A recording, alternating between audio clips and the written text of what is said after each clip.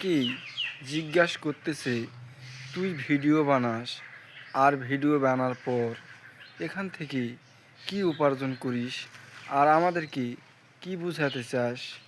তে আমি এটাই বোঝাতে চাই, এটাই উপার্জন করি। আমি উপার্জন করি ভালোবাসা, আর বোঝাতে চাই এই প্ল্যাটফর্মে ভালো কিছু করতে পারলে এখান থেকেও কিছু ইনকাম এবং নিজের পরিচিতি লাভ করা যায়। এই জন্যই মূলত এরকম করে কথা বলে আমরা ভিডিও বানাই। ফেসবুক জগতে বিশাল একটা স্বপ্ন, আর স্বপ্নগুলো পূর্ণ হবে তোমাদের ভালোবাসায়। আমার স্বপ্ন এটাই, যে সকল গ্রামগুলো 3, 4, 5টা করে মোবাইল চালায় কিন্তু ওয়াইফাই লাইন নাই, এমবি ভরাও পারে না, আমি যেন সেই সকল গ্রামগুলো পর্যায় ক্ষেত্রে ওয়াইফাই লাইন ফ্রি করে দিতে পারি, এই আশাটা আমার আছে।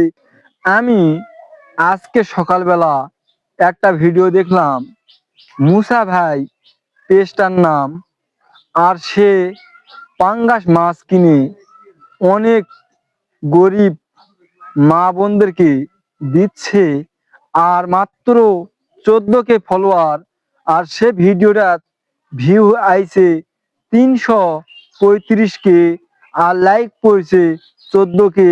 তাহলে দেখেন ভাই, মানবিক ভিডিও করলে পারুন আমাদের ভিডিওগুলো অনেক অনেক রিচ করে, এবং ফেসবুক টিনও দেখতে পায় মানবিক ভিডিওগুলো মানুষ ধৈর্য ধরে দেখে। এই জন্যই মূলত ফেসবুক টিম আমাদের মানবিক ভিডিওগুলো অনেক বেশি ভিউ এবং এঙ্গেজমেন্ট তৈরি করে। তাই আমরা মানবিক ভিডিও আমাদের সামর্থ্য অনুযায়ী তৈরি করার চেষ্টা করব। ভিউ ব্যবসা কেউ বললেও তাতে কিছু যায় আসে না, এই ভিউ ব্যবসা করেও অনেক উপকৃত মানুষ হয়, এবং অচেনা অজানা দূর দূরান্ত থেকে ভাই বোন বন্ধুরা এই ভিডিওগুলো দেখার পর তাহারা এই অর্থ দিয়েও কিছু উপকৃত করে, এবং ভিডিওটা লাইক কমেন্ট শেয়ার দিয়েও কিছু উপকৃত করে। তাই আমরা অবশ্যই মানবিক যারা ভিডিও তৈরি করে তাদেরকে লাইক কমেন্টের মাধ্যমে সাপোর্ট করব, এবং তাদেরকে ভালো ভালো ভিডিও অনুসারে কমেন্ট করে উৎসাহিত করব, তারা যেন আরো পরবর্তীতে ভালো ভালো ভিডিও তৈরি করতে পারে। সেই জন্য আমি শুধুমাত্র এই সাধারণত কথা বলে আইডিটা ধরে রাখার জন্য চেষ্টা করতেছি।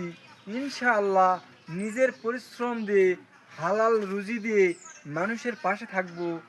আর এই ভিডিওগুলো অল্প দিনের মধ্যে আসবে আমার আইডির, ইনশাআল্লাহ। আমি যতটুকু আমার সামর্থ্য আছে সেই অনুযায়ী আমি আমার চেয়ে যাহারা অভাবী মানুষ আছে তাদের পাশে দাঁড়ানোর চেষ্টা করব, যদি তোমাদের ভালোবাসা পাই।